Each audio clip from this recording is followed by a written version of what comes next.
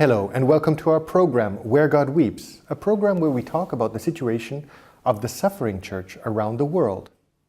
Kenya, a nation of some 37 million, of which fully 1/3 is Catholic, is one of Africa's economic powerhouses.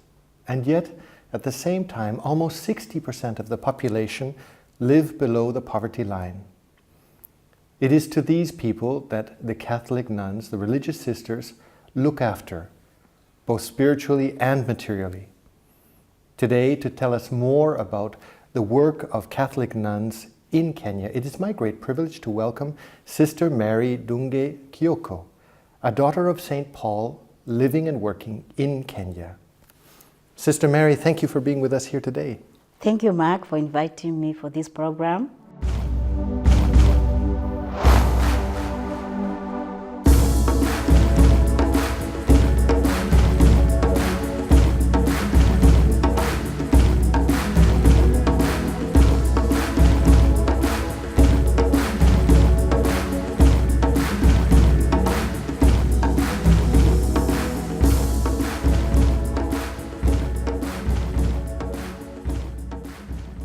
Sister, can you tell us a little bit, you are a daughter of St. Paul. Yes. What would you say is this particular charism, what is the spirituality of the daughters of St. Paul? The spirituality of the daughters of St. Paul is based on Jesus, who is way, truth, and life. We communicate Christ to the people through the apostolate, especially through the Word of God, which, according to our founder, is the real truth which we need to communicate to the people. And then we meet the people with our presence, together with our books. In Kenya, we have a bookshop where different people from different parts of Kenya come in to get something that can enrich them in their spiritual journey. At times, we go outside to the parishes, to the schools, to the places where we feel there is need for us to be there to bring our materials for the people so that they can grow in faith. They can grow in their morally, spiritually, They call you the Bookshop Sisters. Yes, many people know us as Bookshop Sisters, and we are happy about it. It's nice, it's good. At the same time, many people in Kenya, I think almost, 70% of the population cannot read. How do you reach those people? You're the Bookshop Sisters, you specialize in books, and at the same time so much of the population is illiterate. How do you reach these people? How do you catechize? As a whole, as sisters who are into communication, we are called also to see how we can reach to those people. What we do, we try to be incentive. We use posters, like Bible posters, where we have drawings, and with that we try to teach who God is, or we communicate Christ. We try to invite people also to ask questions. What about this? What about that?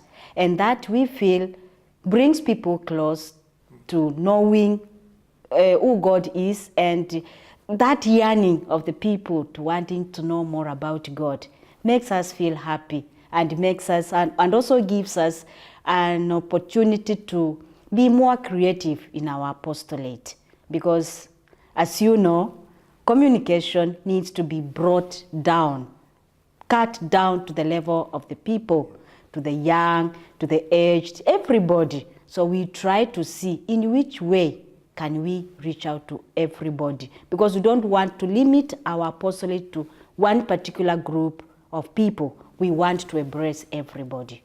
Sister, 33% of Kenyans are Catholic. How would you describe the faith of the church in Kenya? Well, as we all know, faith is not something that is static. It grows every day.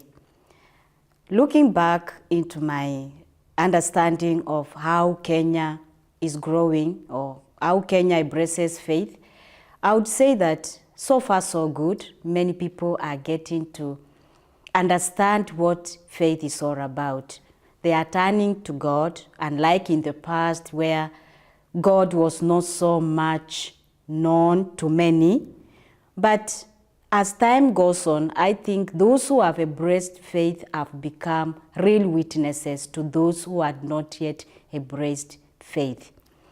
And I would relate this with the growth of what we call small Christian communities that are actually helping so much in the rural area in eradicating faith to those who have not yet embraced it. Why am I saying this? You realize that everybody wants to identify himself or herself with a certain group to feel, yes, I belong.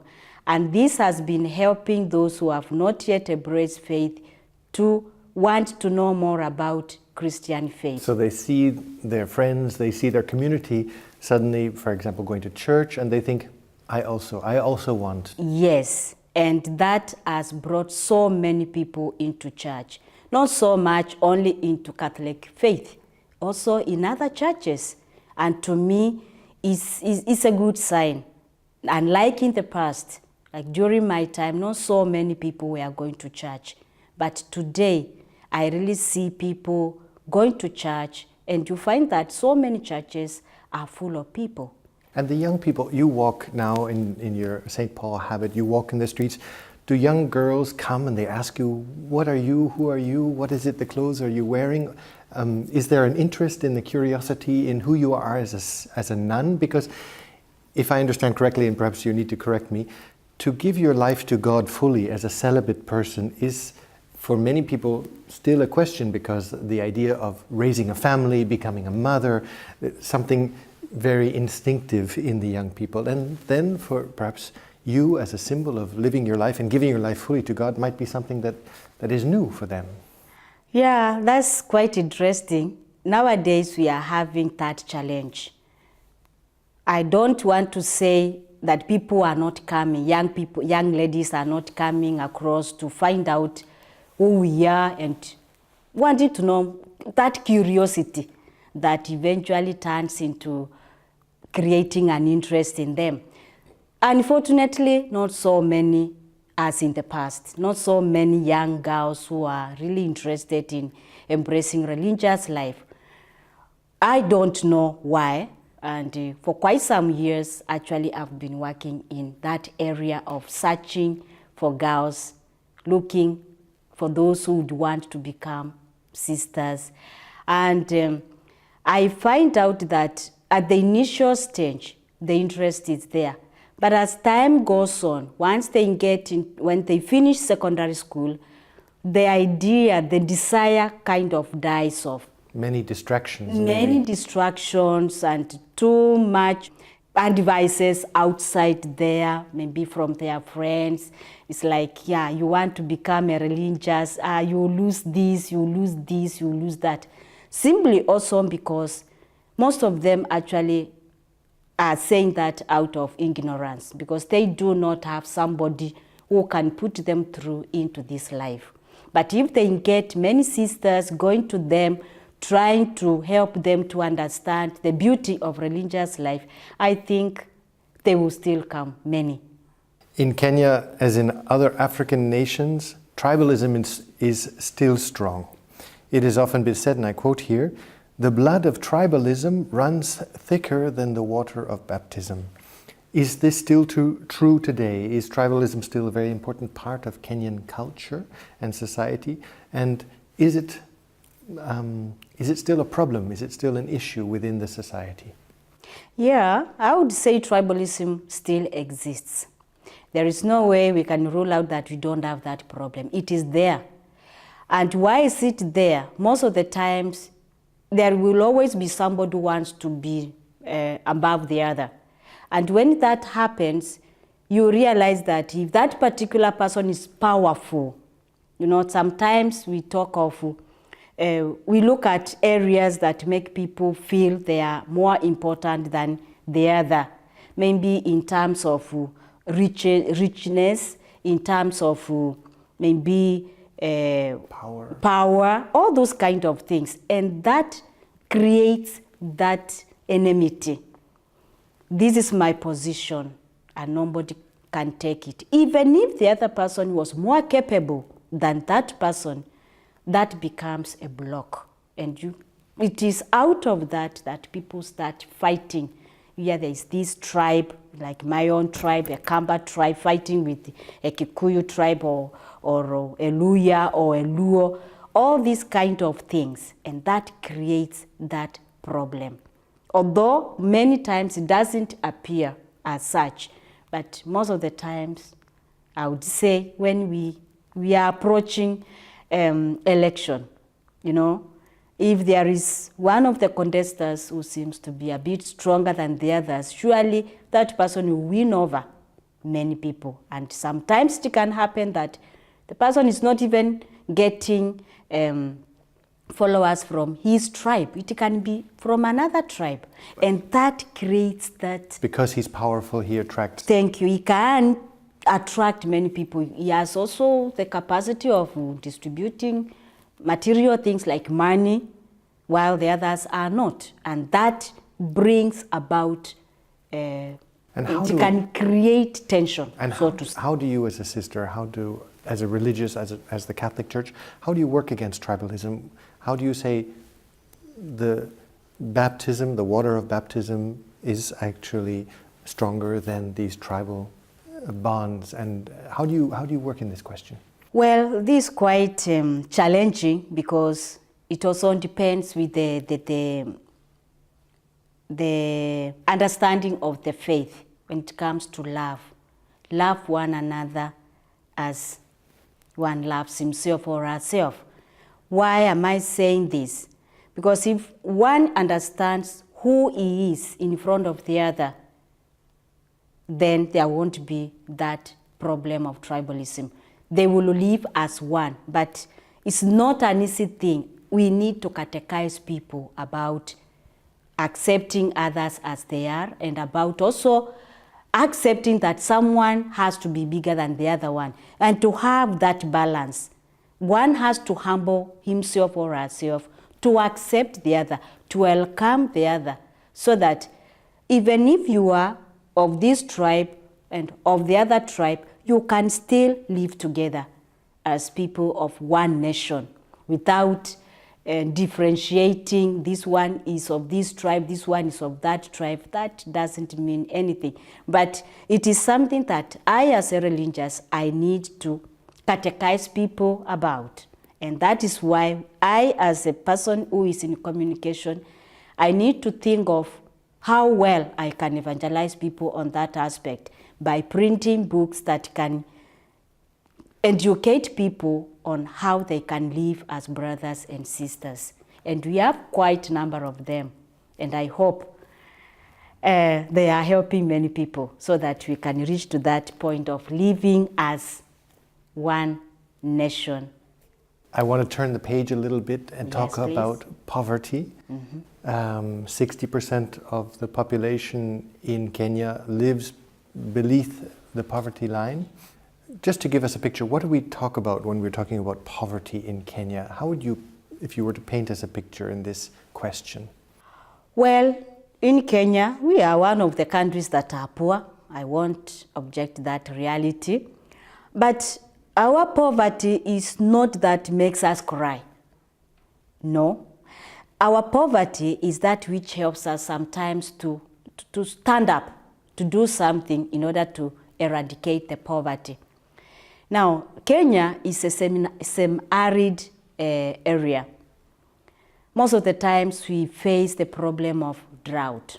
When there is no rain, there is completely nothing, no food, no money, because most of the times we as Kenyans, we farm a lot. Majority of our people are farmers, and we use our farming products for other things like education. I personally, I was educated with products from the farm.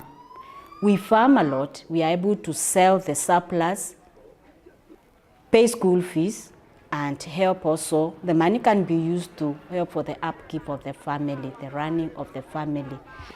But when those things are lacking, when there is no rain, there is no food, it also affects So the education. the whole economy then is like a domino effect, no? If there's no Exactly. rain, the rest of all of the... All the other things are kind of affected. And that is when we can say, yes, there is poverty. Because most of the times, there is no rain. Now, for quite some time, really, I would say, Kenya has been facing terrible, terrible drought. And that has affected also the educational system, because majority of our people use the products for their school fees. Are you facing famine in Kenya, or is it just at the moment a very strong drought? There is farming all through, so to say, in Kenya, because even before, also things have changed. The soil has become so weak, because farming, sometimes the rain stops, then that also affects the products.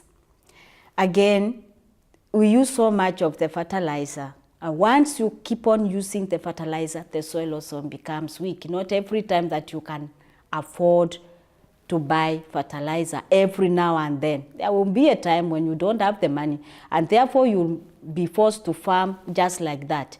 You don't expect to get good products.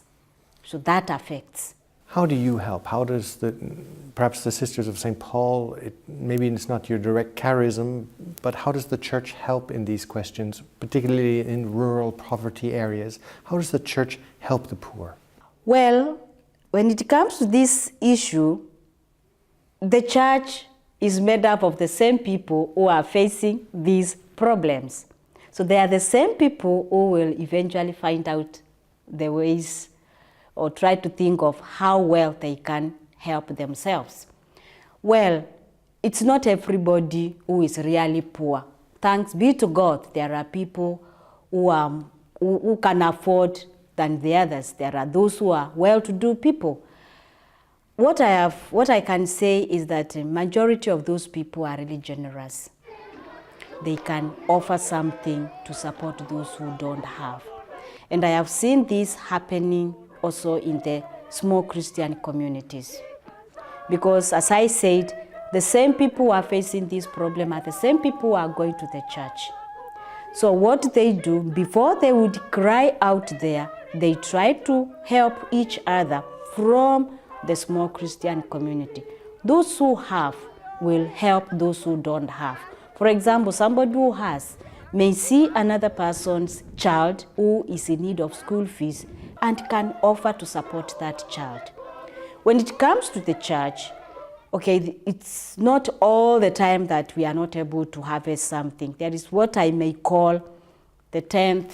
In the church, there is that period of offering the products after the Thanksgiving. Thanksgiving. And all that is taken to the church. The church takes care of that. They preserve that food. So the goods are brought to the church in gifts of thanksgiving, and then the parish priest, he will put aside and keep. And keep in view of helping the people or the parishioners or those who are in need, not necessarily only Catholics, even other people from other churches go there for help. And that has been a way that the church has been helping. But the church at the same time, I would also say, is really poor, because these are the same people who are suffering, who are going to the same church. And when they turn to the church, they may think that the priest gets some help from outside, and not most of the times it is not the case. Sister, Pope Francis in 2015 visited Kenya.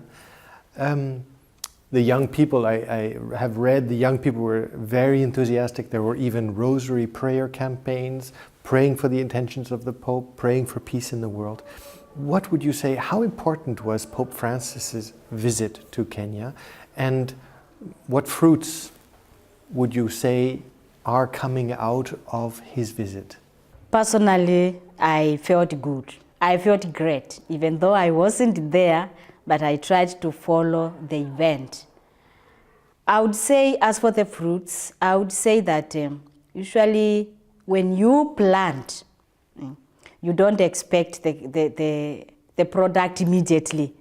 I'm sure the presence of Pope Francis in Kenya has created an ambient of growth in certain areas. I know he spoke largely about peace, creating peace, about love. And while he was speaking to the youths, he made them know or value prayer life. If a young person is able to embrace prayer life, I'm sure if the prayer is something continuous, that prayer will convert that person. The word of God is something else that we cannot leave out. Those are the areas that I'm sure in due time they will produce fruits. And personally, I believe, because the crowd of the youths that I saw who were present, and they were really willing to know more about their Christian life through the questions that they were asking, I think there is hope of receiving and enjoying the fruits of the visit of Pope Francis. He also visited the slums. And usually in the slums, you find those little ones who don't know anything about their future. His presence, I'm sure I saw little children who were struggling to see the image of the Pope. You never know how much he touched those children. Those children will grow up knowing that somebody who is called Pope visited their place. And somehow their life will change in due time. So I believe and I hope there will be fruits very soon. And I'm sure there are fruits already. We are enjoying those fruits right now by asking people how it was and also listening to some of the people who were there. I'm able to know that majority were very happy and they are ready to relieve the message that he gave to the young people.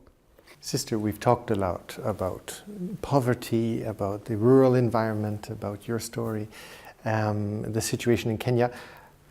After all this, what would you say are your needs? What would be your appeal? What would be your call? What would be your request for the needs of St. Paul Sisters and for the needs of the church in Kenya? Well, let me begin with the needs of the people, because they are the same people we are working out for. And those are I would say, they are the object of our apostolate, of our evangelization. As I said earlier on, the church in Kenya is coming up, is growing gradually in faith. So much that so many people have come to realize the importance of religious life. Right now, in Africa in general, particularly also in Kenya, right now in Kenya we are having vocations. So many young boys are going into seminaries. So many young girls are going into religious life. Most of the times, there is the challenge of financial support of these, especially seminarians. They need support financially. The families don't have the money. The families don't have the money, the church don't have the money. And once they leave, we want to have priests. We don't have still many priests. We have very few priests. And it's our joy when we see young people going into religious life. So in order to encourage them, they need support. They need financial support so that they can learn well, be trained very well to help for the formation of the faith in the near future. And I suppose not only the living stones, but the stones, that is, the churches themselves. Yes. You've been saying about the growth in the rural areas. Yes. What about the construction, the churches themselves? There is another area of concern. The number of Christians is increasing every day. And you find that in a parish, there are what we call outstations. Other churches are coming up in the rural areas, not only because the distance is quite big. Now, if you find, like for my place, I belong to an outstation. The parish is quite far. And now there is another, we have become too many in my outstation that we needed another outstation. Now, another outstation has been created. And what happens, there is no money to construct the churches. So they will just build something like a shed while looking around to see where they can buy a piece of land to construct a church. So that's another area of concern. There is no money to construct the church so that the people can worship well, they can be covered well, to really give God thanks for their life and for having known Him. I think that will be a big help to the people, and that will also help many other people to want to come to know what is it inside that building, why people go to church. You know, that's also a way of bringing people from their homes. So constructing churches. As we said earlier, when they see the community, when they see the family going, Yes. they think there's an interest, maybe I should look. Yes. Sister, thank you very much for having been with us today in our program. Thank you. And thank you, ladies and gentlemen, for having been with us today in our program, Where God Weeps. You've heard the story of Sister Mary, the work of the Daughters of St. Paul. If you have a sense, a calling to either pray or to offer some other kind of concrete action, I would encourage you to look at the contact information at the end of this program. And we look forward to seeing you next week. Take care.